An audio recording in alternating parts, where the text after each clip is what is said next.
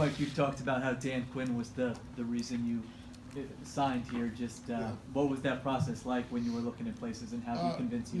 Me and Dan go way back. He's one of the main people that brought me to Seattle in the first place, and we just got a really good relationship. I kept in contact with him while I was in Florida, always going over my past runs, going over different things that how I can develop as a player and be a better player. And when I got the chance and he called me, of course Pete called me. I didn't know who Pete Carroll was, never met him.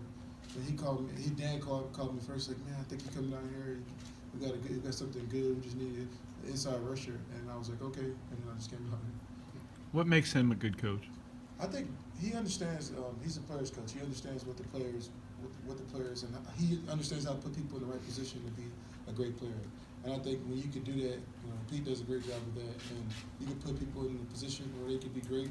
They can do great things on the field for you. You see young guys. I see guys out there that were kind of okay players, and now I see them over there in Atlanta. They're just out there balling.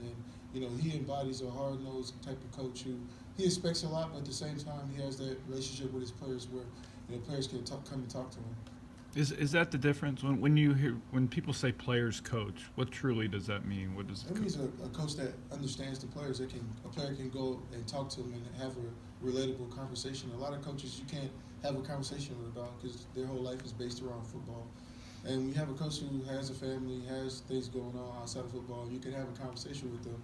You tend to build trust with them. I think Dan does a great job of building trust with his players.